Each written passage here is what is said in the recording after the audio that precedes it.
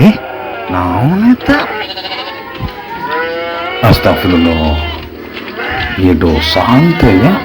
Mun dosa, orang kumaha dagangna? Teu bisa dagang meureun. Astagfirullah, ya kumaha ya, haram tuh ya, aduh, astagfirullah, astagfirullah. Assalamualaikum warahmatullahi wabarakatuh. Berjumpa lagi dengan saya di channel Mas Heri 4712. Pada video kali ini saya akan membahas tentang jilbab. Ini bukan suatu fatwa, tapi sebuah pertimbangan bagi kita untuk memikirkan apakah jilbab itu wajib atau tidak wajib. Ayo kita saksikan video saya. Terima kasih.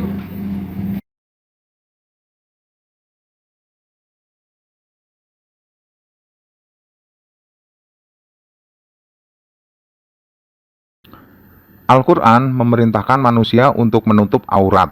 Tapi tafsir aurat itu apa saja dan mana batasan-batasannya ternyata berbeda-beda tafsirannya antara ulama satu dengan ulama yang lainnya.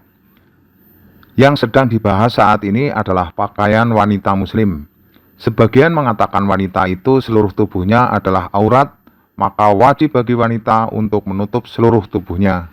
Jilbab, hijab, dan khumur adalah kata yang disebut di dalam Al-Quran. Sedangkan istilah niqab, burqah, dan cadar itu adalah istilah yang muncul karena adanya perkembangan peradaban manusia. Di dalam topik ini saya akan membahas 3 istilah saja, yaitu jilbab, hijab, dan khimar atau khumur. Ini adalah khimar atau kerudung yang dimaksud di dalam surat An-Nur ayat 31.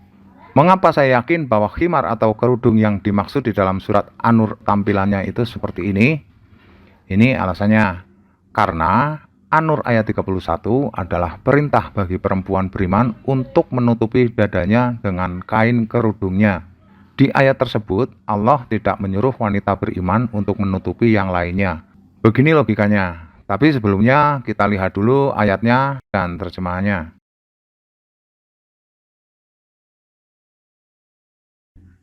Katakanlah kepada perempuan-perempuan beriman, hendaklah mereka menjaga pandangannya, memelihara kemaluannya, dan janganlah menampakkan perhiasannya, kecuali yang biasa terlihat.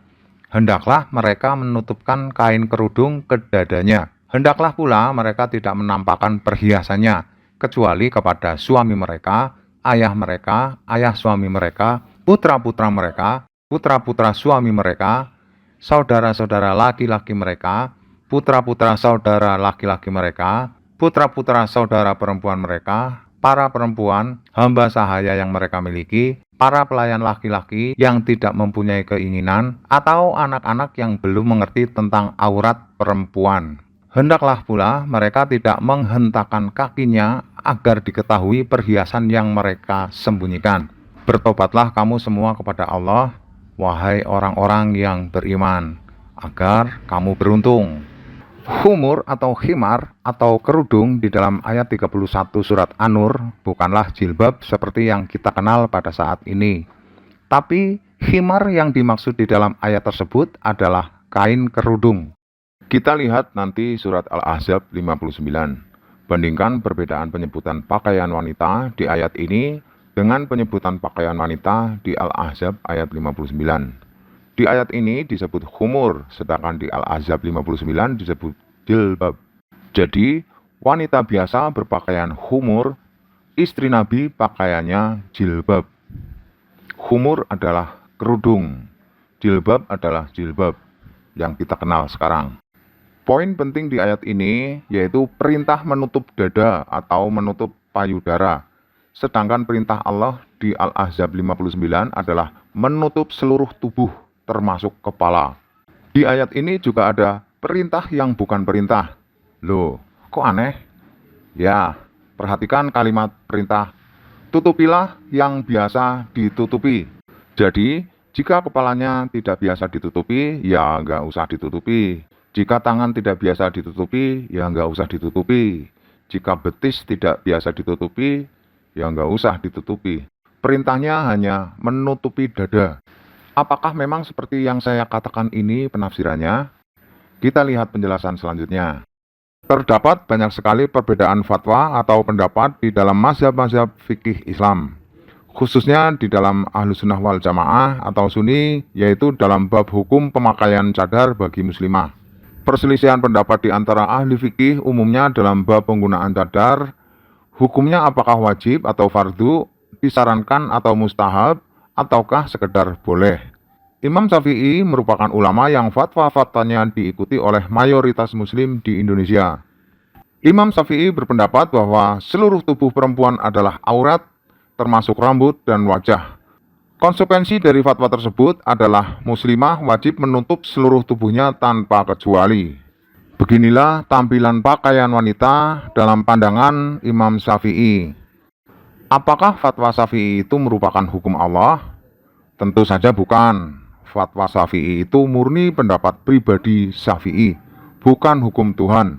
Walaupun menurut pengikut-pengikutnya, fatwa Syafi'i diambil dari Al-Quran dan As-Sunnah, tapi itu hanyalah klaim saja. Hukum Allah itu selalu tepat dan tidak mempunyai kecacatan sedikit pun.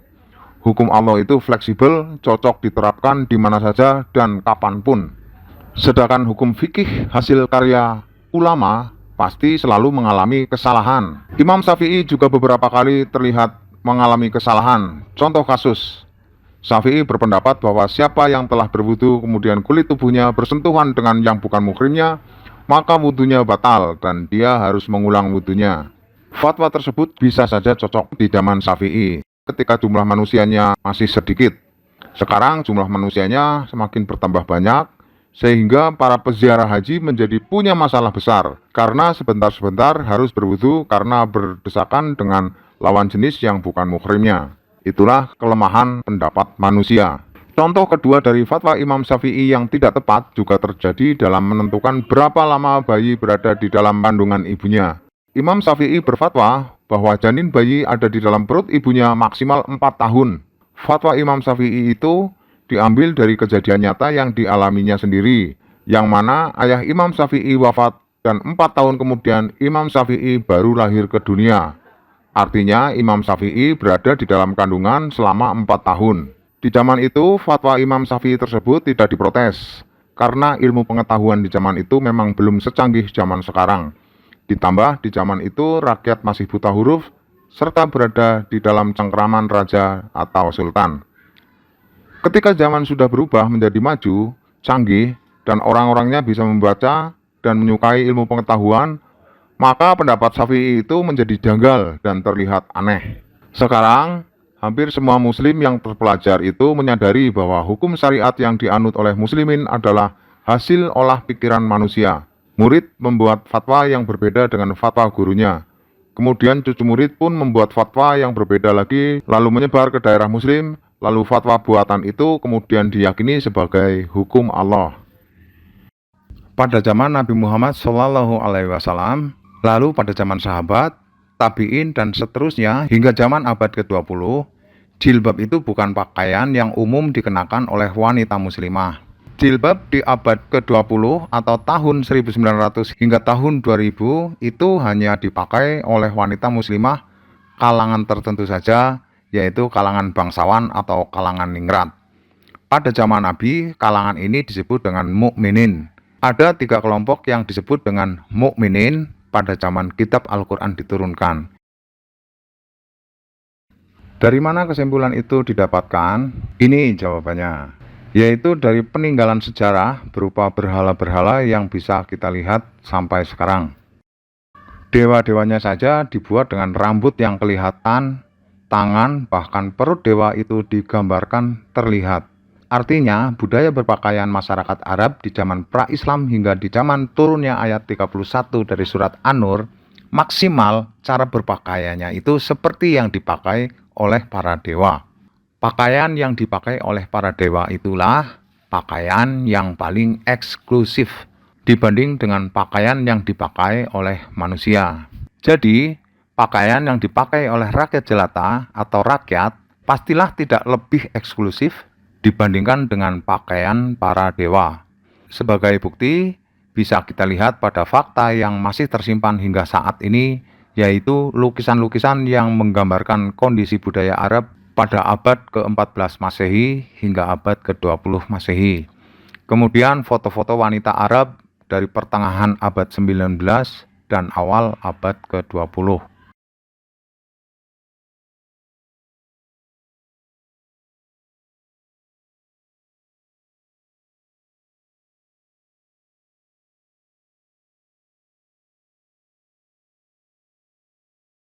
Dari lukisan-lukisan dan foto-foto wanita Arab di zaman dulu, itu menunjukkan budaya orang Arab di zaman lukisan atau foto itu dibuat. Artinya, budaya Arab kuno, yaitu pada zaman Nabi, jika dibandingkan dengan lukisan-lukisan dan foto-foto itu, tidak mungkin lebih eksklusif atau lebih tertutup dibandingkan budaya yang ada di lukisan-lukisan dan foto-foto tadi.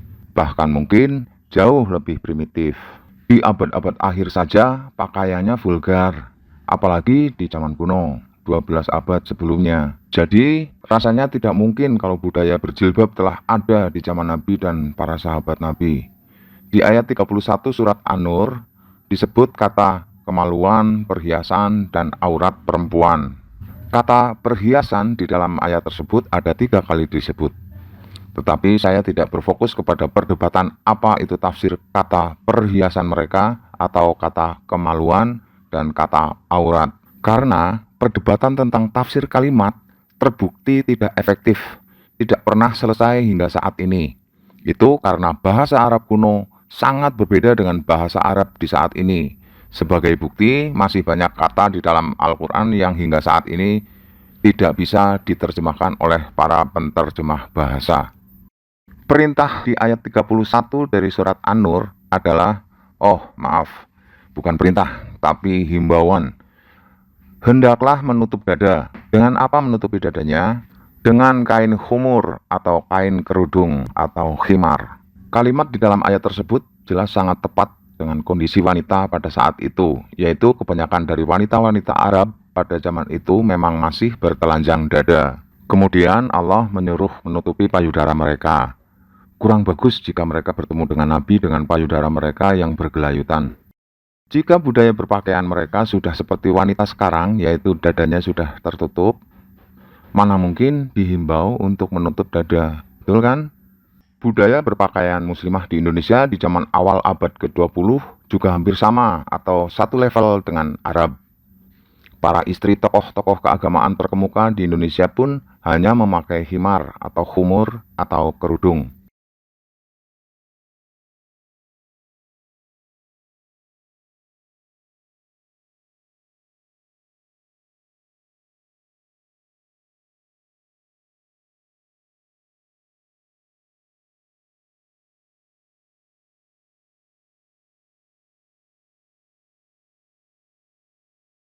Istri-istri tokoh Islam di Indonesia semua menutupi dada mereka, tapi menutupinya bukan memakai himar atau kain kerudung.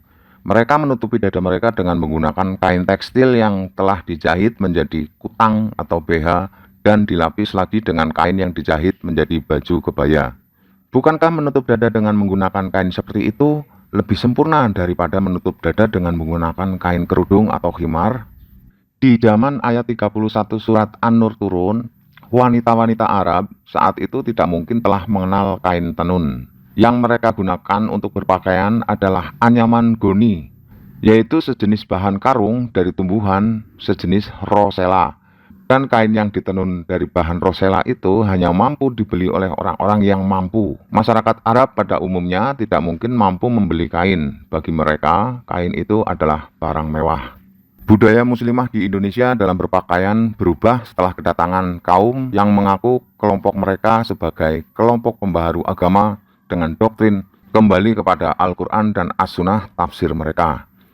Perubahan itu mulai terlihat pada tahun 1993, sekitar 1 tahun sejak Arab Saudi menetapkan Undang-Undang Dasar Arab Saudi. Sejak saat itu, gerakan jilbab digalakkan oleh kelompok yang berpusat di Arab Saudi. Gerakan pemakaian jilbab mulai terlihat marak di Indonesia. Setelah pemakaian jilbab hanya bersifat himbauan itu sukses, kemudian doktrin kewajiban jilbab diluncurkan. Setelah masyarakat muslim mulai meyakini bahwa memakai jilbab adalah wajib, maka mereka kemudian menyerang bab lainnya, yaitu wajib sholat berjamaah, kemudian meningkat lagi dengan membid'ah-bid'ahkan orang lain yang tahlilan, maulidan, kunut, jenggot, celana cingklang, hingga doktrin negara khilafah, dan lain-lain. Semua rancangan berawal dari doktrin kewajiban memakai jilbab. Di samping terlalu berani menafsirkan An-Nur ayat 31, mereka juga berani menetapkan tafsir mereka dalam surat Al-Ahzab ayat 59. Mereka menafsirkan ayat 59 surat Al-Ahzab sebagai kewajiban memakai jilbab. Padahal itu adalah solusi dari Allah untuk Nabi Muhammad dan kaum mukminin, yaitu mukminin yang dimaksud di dalam ayat 59 surat Al-Ahzab adalah orang-orang yang mempunyai kedudukan tinggi di sisi Nabi Muhammad dan di mata masyarakat. Kisahnya berawal dari istri-istri Nabi dan istri-istri para bangsawan lainnya yang mendapat gangguan dari para pemuda di Madinah. Pada kisah yang lain diceritakan karena salah satu istri Nabi sedang membuang hajat atau BAB, tapi diintip oleh seorang sahabat Nabi. Akan tetapi nampaknya alasan yang pertama yang sesuai dengan ayat 59 surat Al-Ahzab. Kita cek dulu ayatnya. Wahai Nabi, katakanlah kepada istri-istrimu, anak-anak perempuanmu, dan istri-istri orang mukmin supaya mereka mengulurkan jilbabnya ke seluruh tubuh mereka. Yang demikian itu agar mereka lebih mudah untuk dikenali, sehingga mereka tidak diganggu. Allah Maha Pengampun lagi Maha Penyayang. Perhatikan kalimat mengulurkan jilbabnya ke seluruh tubuhnya. Dan bandingkan dengan ayat 31 dari surat An-Nur. Di sini ditulis jilbab, sedangkan di An-Nur 31 ditulis khumur. Jadi jilbab dan khumur itu beda. Jilbab adalah pakaian yang lazim dipakai oleh istri Nabi dan bangsawan atau sahabat terkemuka, sedangkan pakaian wanita muslimah dari kalangan rakyat adalah khumur atau kerudung. Perintah di surat Al-Ahzab 59 adalah tutup seluruh tubuh. Kira-kira para wanita Indonesia bersedia atau tidak ya memakai pakaian yang rapat, seluruh tubuhnya ditutup?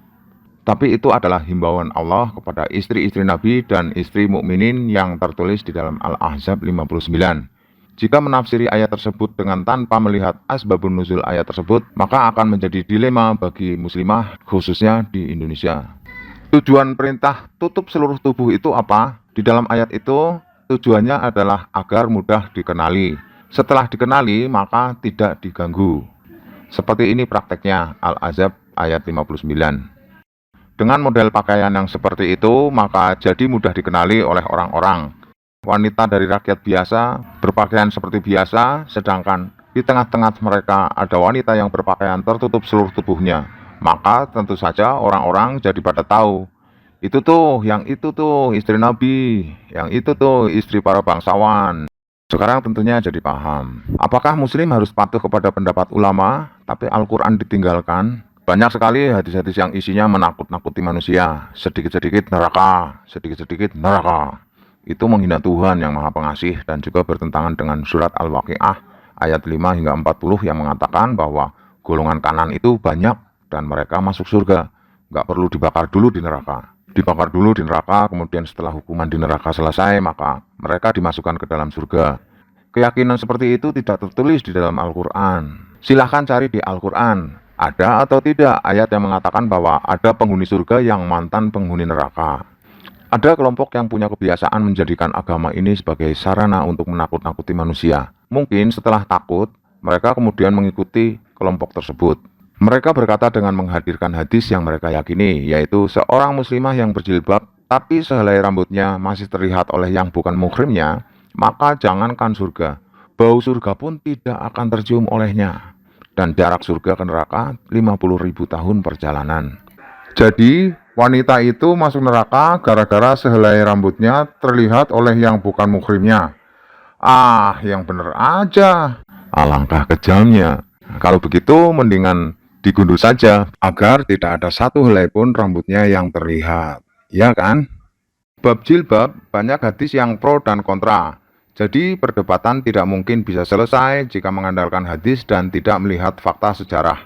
Fakta sejarah atau kenyataan di lapangan itu jauh lebih akurat dan lebih nyata dibandingkan dengan hadis ataupun doktrin ajaran ulama. Setiap kelompok Islam mempunyai pegangan hadis yang berbeda dengan hadis pegangan dari kelompok lainnya. Apalagi Syiah, mereka tidak memakai hadis Bukhari, Muslim, dan kawan-kawan. Kelompok Syiah memakai petunjuk Nabi yang dijabarkan oleh Ali bin Abi Thalib radhiyallahu anhu. Maka dari itu saya menjelaskan wajib tidaknya pemakaian hijab atau cadar maupun jilbab pada muslimah dengan logika akademis atau cara berpikir rasional. Tentang ketidakwajiban hukum pemakaian jilbab ataupun hijab, logika yang saya pakai adalah: pertama, sunatullah atau adab atau ketentuan Allah yang diberlakukan kepada manusia, dalam hal ini adab rasa malu, rasa suka, rasa tertarik, terangsang, cinta, sahdu, takut, dan lain-lain, sejak zaman Nabi Adam alaihi salam hingga kiamat itu sama atau hampir sama. Allah Subhanahu wa Ta'ala tidak pernah mengubah ketentuannya dalam bab adab-adab tersebut. Kedua, di dalam agama apapun, Allah tidak pernah merubah tradisi atau budaya berpakaian yang dibuat manusia. Kita bisa melihat buktinya apabila kita baca sejarah dan kitab suci dari agama-agama manapun. Allah tidak pernah mengatur-atur manusia dalam bab pakaian kecuali pakaian untuk beribadah. Jadi jilbab adalah budaya daerah atau kaum, bukan syariat di dalam beragama. Yang ketiga, pengertian atau penafsiran kata aurat tidak bisa ditafsiri secara bahasa maupun tulisan. Sebab bahasa dan tulisan itu terus berubah dari waktu ke waktu. Bahasa dan tulisan di zaman Nabi Muhammad tidak mungkin sama dengan bahasa dan tulisan pada 1 abad atau 2 abad berikutnya, apalagi jika dibandingkan dengan abad sekarang. Jadi, sepandai apapun seseorang belajar bahasa atau tulisan Arab, hal itu tidak mungkin dapat dijadikan pedoman untuk menafsirkan sebuah kata atau kalimat bahasa Arab kuno di zaman Nabi. Keempat, adanya grafik yang merata di semua bangsa di dalam perkembangan budaya berpakaian, termasuk cara berpakaian bangsa Arab pun perkembangannya sama dengan bangsa yang lain. Bukti-bukti bisa diperoleh melalui lukisan-lukisan dan foto-foto pada zaman setelah adanya kamera. Kamera pertama yang muncul adalah kamera obscura. Menurut beberapa sejarawan muslim seperti At-Tabari, Ibnu Ishaq, Waqidi, Ibnu Hajar Asqalani, dan lain-lain, jumlah muslim di Madinah adalah 1.500 orang, jumlah Yahudi 4.000 orang, Arab pagan dan Nasrani 4.500 orang. Jumlah non-muslim jauh lebih banyak jika dibandingkan dengan jumlah muslim. Para wanita non-muslim itu tidak berjilbab, dan pekerjaan utama masyarakat Madinah adalah berdagang ke negeri-negeri sekitarnya, terutama berdagang hewan ternak. Di zaman itu, penduduk negeri sekitar adalah non-muslim. Non-muslim pasti para wanitanya tidak berjilbab. Bagi muslim, memandang tangan mereka tentunya berdosa. Menatap wajah mereka juga jadi berdosa. Berarti, para sahabat yang pekerjaannya berdagang domba tidak bisa pergi ke pasar-pasar di negeri-negeri lain, bahkan di Madinah. Padahal mereka biasa berdagang ke pasar-pasar di negeri yang jauh. Jadi, buat apa berdagang jika karena berdagang, akhirnya dosa-dosa mereka menumpuk? Anda paham atau tidak?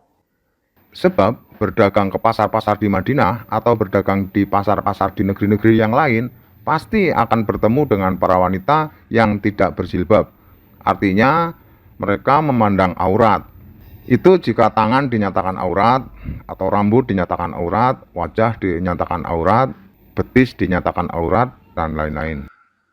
Agar lebih jelas kita berimajinasi, saya buatkan sebuah video ilustrasi yang menggambarkan kondisi para sahabat Nabi maupun kaum muslim yang pekerjaannya berdagang di Madinah dan berdagang ke negeri-negeri sekitar Madinah. Mereka membawa barang dagangannya berupa domba-domba ataupun hewan ternak yang lainnya. Di sana ataupun di perjalanan, mereka pasti akan bertemu dengan banyak orang-orang, terutama dari kaum Yahudi dan orang-orang Arab asli atau Arab pagan yang agamanya adalah agama Nabi Ibrahim dan lain-lain. Pasti juga bertemu dengan para wanitanya yang tentu saja tidak berjilbab. Mari kita simak videonya.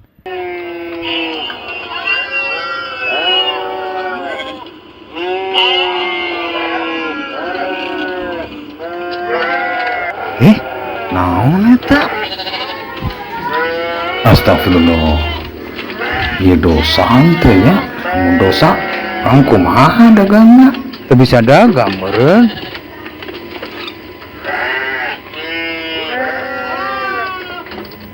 La haula wala quwata illa billah. Astagfirullah, ya kumaha ya, haram tuh ya. Aduh, astagfirullah. Nah, itu Itulah pemaparan dari saya. Semoga bisa menjadikan pertimbangan bagi kita semua tentang masalah jilbab ataupun hijab. Wassalamualaikum warahmatullahi wabarakatuh.